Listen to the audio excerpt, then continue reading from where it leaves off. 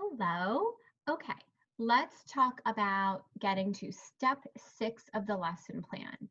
So, if you have a lesson plan in front of you, or if you can mentally picture it, you've already done step 1, phonemic awareness, step 2, the phonogram cards and blending drill, step 3, your review word list, and then steps 4 and 5 were the discovery steps for your new concept, plus the new words and new sentences that focused just on your new concept.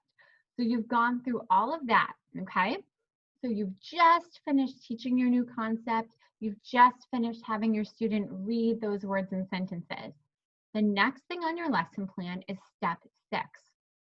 We typically, over the years, we've changed sort of what we've called step 6. Sometimes we call it an encoding activity, a multisensory activity.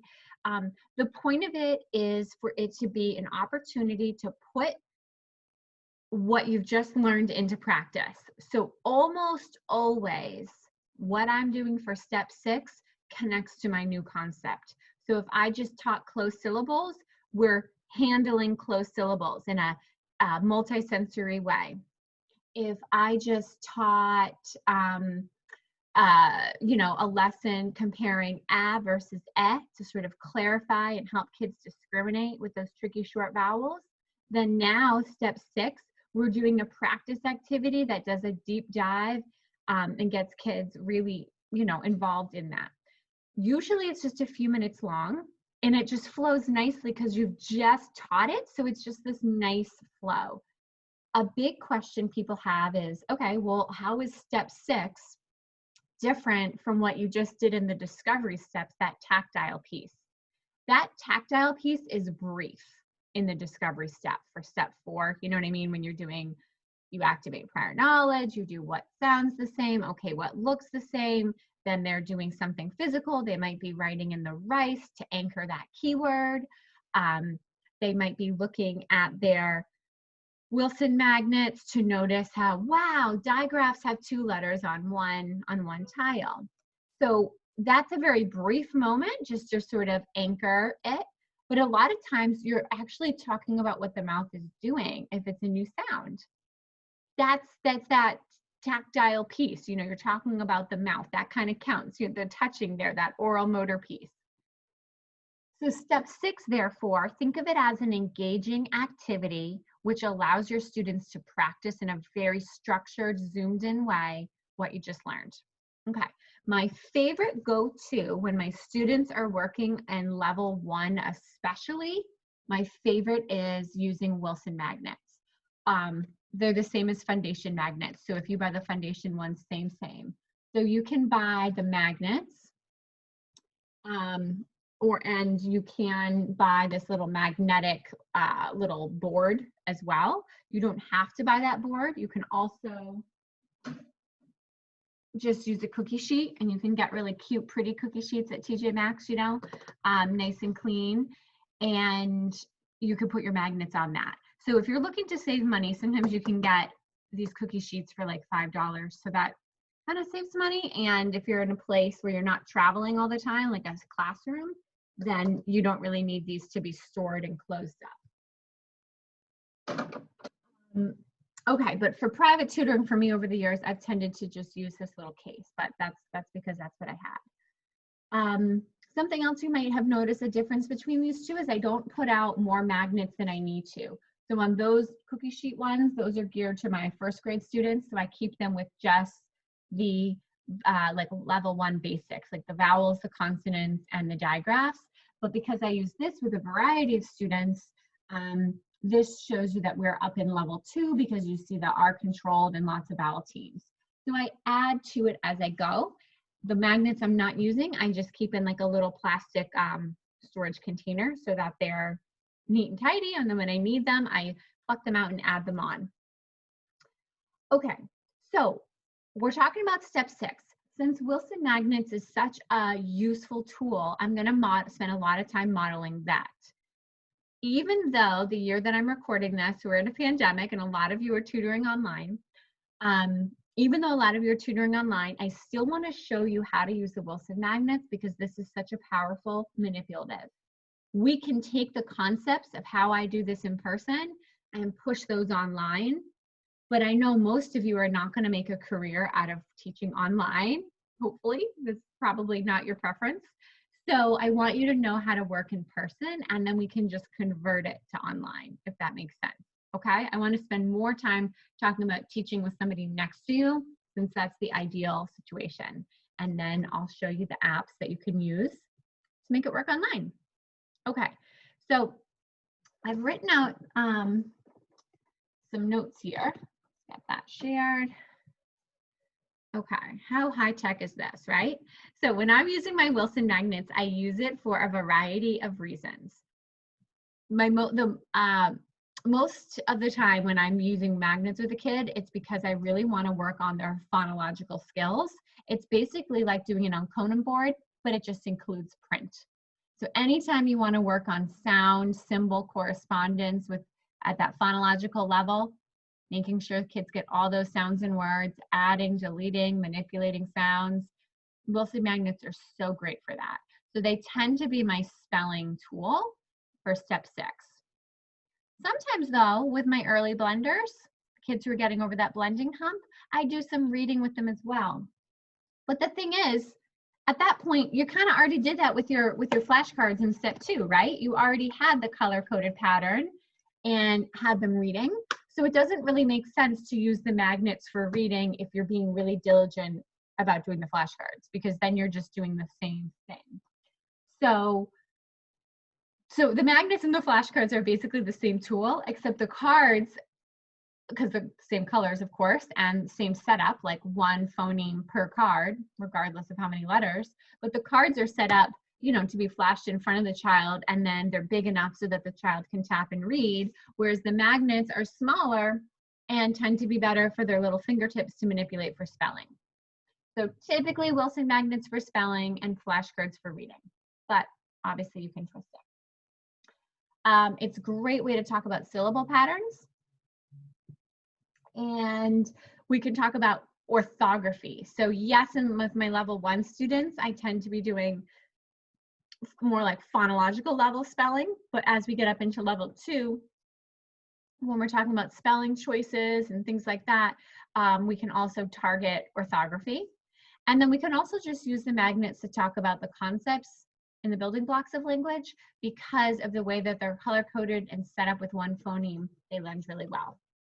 Let's go to the top of the list and I'll model to you how I teach spelling. Okay. So this is what my student would have in front of them, and I would be saying a word to them. I have them start with that word, and then I say, great, you have blank, now change it to blank. And the idea is my students would drag up the letters that they still need, leave behind the letter that they don't need, and then take the correct magnet to fill it in for word 2. Good, you have blank, now make blank. Okay, they slide up what they need, and then they make the proper replacement. That's not the only way to do spelling. You can also just do standalone words where you say spell cab and they spell cab. Great, put it away. Spell rot and they spell rot. But that phoneme manipulation piece, when you're doing like a chain and say cab, now spell cat, spell mat, then spell mott, now make it say mop, now mip, and you're doing a chain where you're changing one phoneme or magnet at a time. That is great phonological work. Okay, so let me show you what I mean. Oh, another thing I recommend is on my lesson plan, I don't wing it. I write the exact like 8 to 12 words that I'm going to be quizzing them on, because I find in the moment it's very hard for me to think through really good ones. Maybe down in early level 1 when it's just those easy words, maybe it's not so hard, but as I get up higher, I'm end up finding myself stuck on the same couple words, and then I'm like, okay, spell. So it just is easy just to write that on your lesson plan ahead of time. Okay, So let's pretend this is early days and we are in level 1 and I want to contrast my short vowel sounds. You're going to see me contrast a few short vowel sounds. Okay, your first word is pot. Spell pot. Always have them echo you. And they can tap it out, or the tapping out part can just be the magnets, but definitely have them echo. So I go pot, and then I point to them, and that's their cue to say pot. All right, you've got pot, change it to hot. A lot of times it helps for them to echo the word hot and then tap out the word on top of the existing, because then they'll see where the problem is. So they could say hot, hot.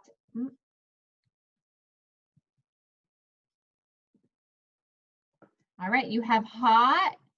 Now make it say hog. Echo me. Hog. Hog.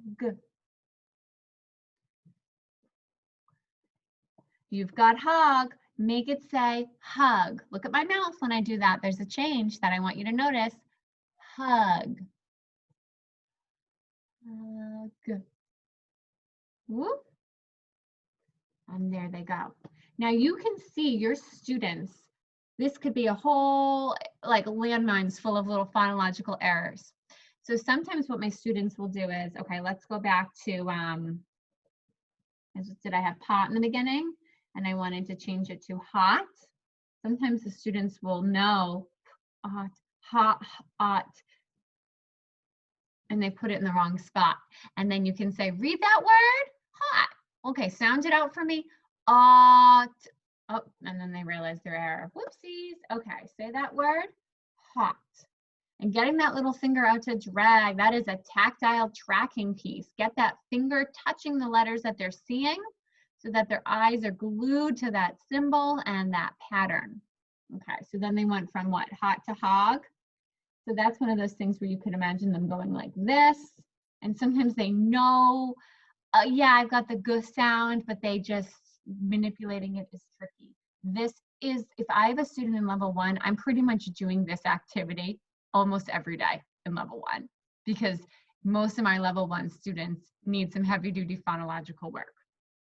So when this drill gets solid, that I feel really good about that.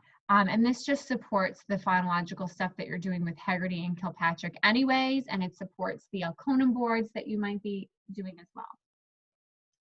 Okay, so a lot of times I go all the way up to the ladder, and then that's when the activity is done. For students who are a little bit stronger at this, we go up and then down the ladder, and then that's when the activity is done. And this ladder is just me on Microsoft Word drawing bars or rectangles and making them this thickness. So it's not something that you buy. It's just something you could even do it just using paper and a marker. Not fancy at all.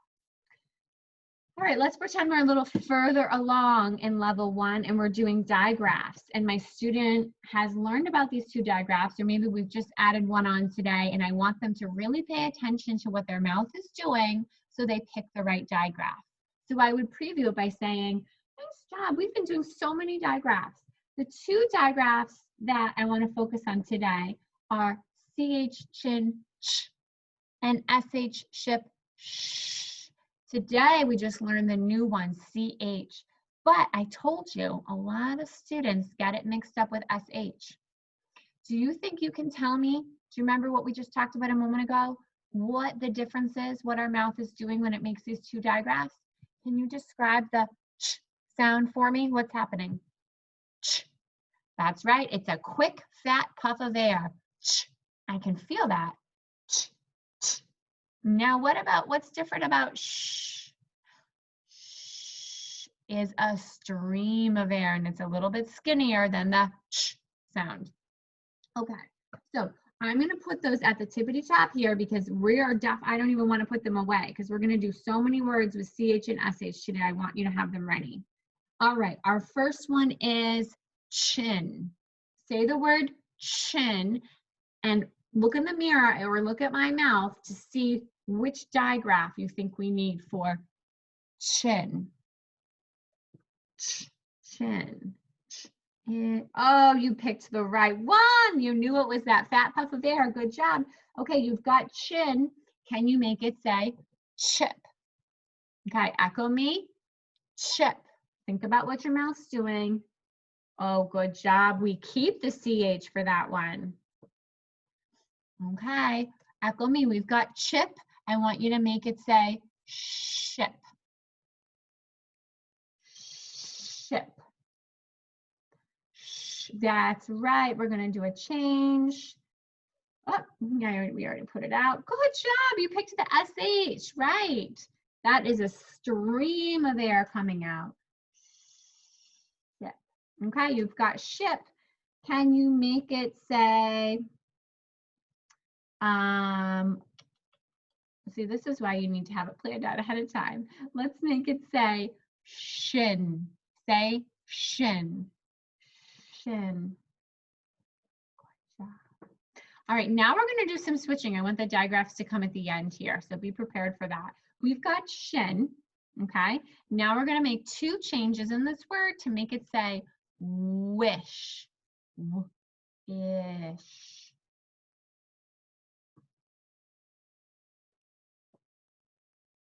Okay, what's that word say? Wish. Try again. In, when. Oh, so what can we do to make it say wish? You got it, wish, and so on and so on. Oftentimes, two changes at once can be a little bit tricky. So you just saw how I was working early in level 1 with just CBC words. I can work a little bit further in level 1 with digraphs. I can also continue to do things like later in level 1, like, so if this was the first day I was doing vowel consonant E, I would say, okay, we're going to have our A and our E out today. We're going to go back and forth from words that just have A to words that have a silent E and say A. So listen carefully to the words. If you hear A, just A by itself. If you hear A, you're going to need A consonant E. All right, so keep those out. Are you ready for your first word? Your first word is nap. The baby took a nap. Can you say it? Nap. All right, sound it out. Nap. Nap. Nice job. Listen to this one. Change nap to nape. Nape. Yeah, this is the nape of your neck. Oh, well done. Change nape to, let's do some make-believe words. Mape. Mape. Nice job. You're literally paying attention to what vowel sounds you hear, and then you're thinking about the pattern. Yes. Mape becomes map. Good job. And then so on and so on with that kind of pattern. All right, so still creeping along in level 1. Another thing that we could work on phonologically would be the idea of blends. So I could tell in the tactile step of the discovery method, we could have used our magnets to test out and see which consonants blend with L. So we could have gone through our consonant list. B, bull, bull. Yep, that works. K, bull, cool. Yeah, that works. D, ol, dole. Do any words start with dole? No.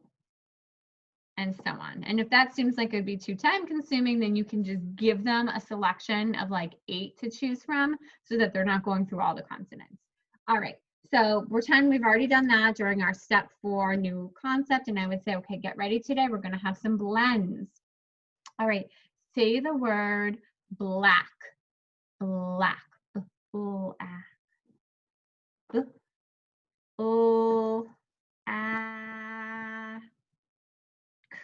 K or CK? Do you remember we talked about after a short vowel? That's right, we use a CK.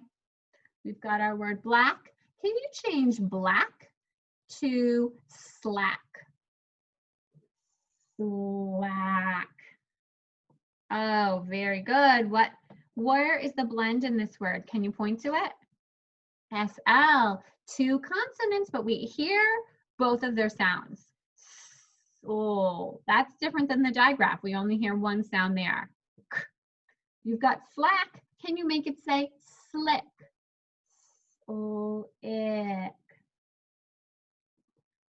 Great job. You've got slick. Can you make it say flick? Flick. And so on and so on. So that is through level 1. That's what level 1 might look like with your magnets. Level 1 spelling, kind of at the phonological level. And of course, we can keep on going and do any level with magnets because we have them for all the levels, but they're particularly useful when your students are really strengthening their phonological skills, which tends to happen in level 1. Now, if I wanted to read words with magnets, I'm not going to really go through it, but I can do it the same way as I would my flashcards. So you could put the letters down, and I've done this for my children at home. You know, if I didn't have flashcards and I'm playing around with them and teaching my own little ones, I can make the word dig. Read it, dig. All right, how about this word? Jig, jig. Good. How about this word? Jog, jog. But you can see why this is sort of a pointless activity for step 6, because we've already done this exact same thing with the flashcards and in step 2. So I don't really think that's a good use of your time unless, no, I can't really think of too much of a good reason, because even if you're teaching a new concept in steps 4 and 5, the next day you're going to be covering that with the flashcards anyway, so you don't need to use your magnet time for that. I think this is a really good encoding time, mostly encoding, because don't forget the next thing on your lesson plan is step 7, 8, 9, which is your spelling. So this is kind of like a stepping stone between your new concepts that you just taught and when you're going to have them use a pencil and spell on their own. It's easier to spell with magnets because the child does not have to remember letter formation. The letters are already there for them. And so that makes it easier, and they don't have to actually physically do that piece of it. They're basically, it's not really multiple choice because this is a lot of choices, but it's sort of multiple choice because the options are here for them and they just have to be able to choose them. So we've talked about spelling in level 1, we've talked about reading. Let's talk about syllable types now. All right, so I actually seem to be missing a bunch of my blank magnets. They have gone all sorts of ways. I lost my letter A, so I had to use this blank magnet with the A on it. But when I'm doing a syllable type lesson, I love using my magnets to anchor that syllable type. I think I showed you this when we did our syllable lecture anyways, but I can use these blank tiles to talk about syllable types. What kind of syllable is this? Is this closed or open? And I can have the student explain, this is closed because one vowel is followed or has one or more consonants that come after it. They're closing it in. Okay, so is your vowel long or short? It's short because the consonant's closing it in. Very good. What if we can pretend that this was a blank one, or I'm out of them, but I guess you could use the E too. What if I put a silent E on the end? What kind of syllable type would I have now? This is a vowel consonant E syllable because we have an E, a vowel consonant E pattern, and the E makes the vowel say its name. Okay. What about this one? What kind of syllable is that? Still vowel consonant E. Okay. What about this? They might think open, but this is closed because it's still one little vowel closed in by one or more consonants. And I always remind them, we don't care what comes at the beginning. That doesn't help us. It's the vowel and then what comes after that matters. Okay, what syllable is this? Open syllable, because one little vowel all by itself at the end. It's going to be long or short then. Long. What about this one? Same thing, and so on and so on. You can also do syllable types when you actually have the word in front of you. So it doesn't just have to be with the blank tiles. You could have the word in front of you and have them explain why it's that syllable type. It's this is a long vowel consonant E syllable because I see a vowel consonant E pattern. Always cue them to the visual. I see a vowel consonant E pattern. What's this? This is open because I see one little vowel by itself at the end of the word. And then this one is closed because I see one little vowel closed in by one or more consonants. Okay. So they're very helpful for us to do with syllable types. And all those things that I just shared with you could also be repeated in step 2, that whenever you're doing your flashcard drill with your students, you can always be questioning towards syllables there as well. You don't want step 2 to become all about questioning though. Sometimes we go overboard on the concepts and forget to actually allow them to do some rapid reading there. But sprinkle those little questions in. Let's talk about how to do spelling with the magnets, but gear it towards orthography. So now let's pretend we're up in level 2 or beyond, and we've gotten into things like our controlled vowels and our vowel team. So there's a lot of orthography here because who knows, sometimes like these guys, which one are you using? ER, IR, UR. Learning about orthography for vowel teams that do have a pattern that goes with them, that's based on, the position in a word, that's helpful as well. So these ones that end in W and Y, they have a pattern that goes with them, and that we can get students used to realizing that that's what looks right. I guess technically down in level 1, we've got K and CK as well. That's some orthography that we can do, like the words back versus bake. We can do those words. That would be orthography. And C and K in the initial position for like cat versus kit, that's orthography. When you're answering the whole like what looks right question, that's when you're cueing some orthographic knowledge for the kids. So let me show you what I mean. On my lesson plan, I'd probably write out, just like I told you with the chains, I'd write out the words that I wanted to cue them on. And we might also have our notebook nearby to reference that pattern, if there is a pattern. If it's something like ER, IR, and UR, maybe there's no pattern. But let me show you what I mean. I might say, all right, we've been talking a lot about the different ways to spell with C and K at the beginning of a word. At the beginning of a word. Let's open up our notebook and you remind me which vowels come after K and C. Blah, blah, they tell you, okay, we're ready to spell. So you be thinking about which choice makes sense. Let's spell the word cut. Now think about the vowel, and that will help you choose your consonant. Very good, you've got cut. Can you change cut to cub? Okay. How about changing cub to cab? Nice job. Can you change cab to cat? Now, how come you haven't been changing the C to a K? I've noticed you've kept it at C the whole time. Oh, because we've been using O and U and A, and those all go with C. Very good.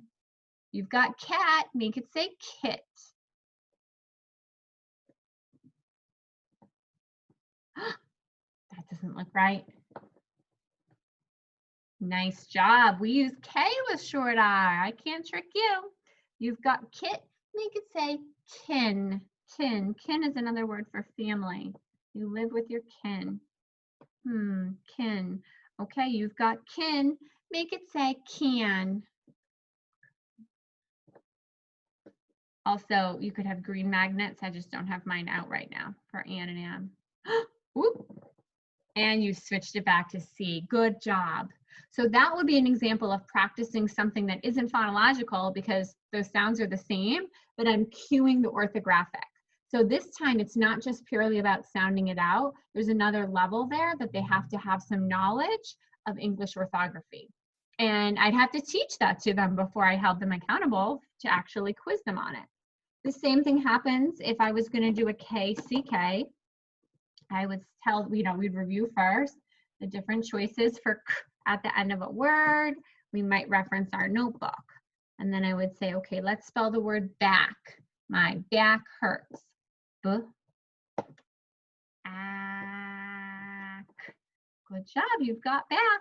Can you change back to bake? Oh, wait a minute. I see a CK there. Does our silent E ever go with a CK? No, CK only goes with a short vowel. So if we hear that long A, that's a signal. Alert, alert. We're going to use K. There you go. That says bake. Change bake to bike. Ike. Nice job. You're switching the vowel. You've got bike. Change bike to like. Oh, Ike. Nice job. You've got like. Change like to lick.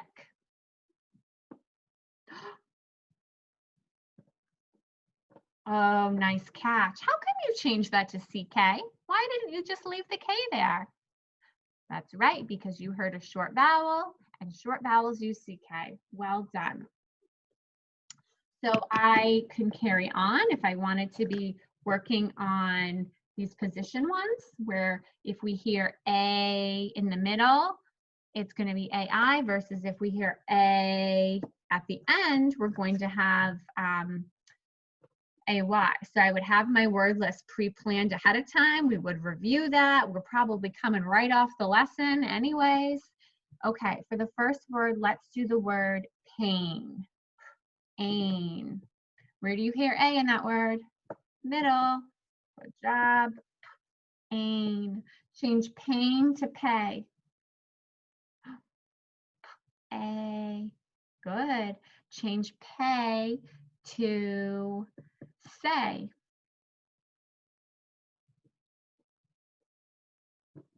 Change say to saint.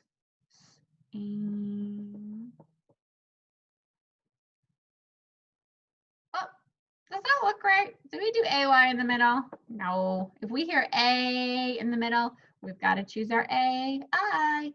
Good job. And then we can keep going. Now, this kind of orthography practice isn't so terrible because there's a pattern that goes with it. This goes in the middle, this goes at the end.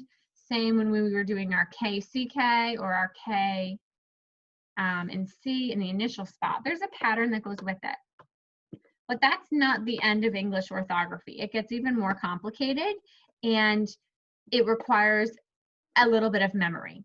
Okay, so that was something that I could teach the kids, that pattern. But then there are things like, why do we have the word, let's think, why is rail spelled like this, right? Why is rail spelled like that and not like this? So there is no pattern to support the vowel consonant E versus vowel team. I mean, unless there's like a blend here, like in the word paint or saint, then that's a cue for us to use the vowel team. But for ones where there's just one consonant there after that A sound, we don't know which one. So we have to get students ready to just for what looks right. So I find that Wilson magnets aren't as useful when I'm trying to build their knowledge of what looks right with no pattern to hang my hat on. If there's a pattern that I can teach them, then yes, I like to use Wilson magnets to help them hear the position in the word, what other letters are coming near it. They can make a wise choice and show me that with magnets. But if it's something like, how do we spell rail like this or like this?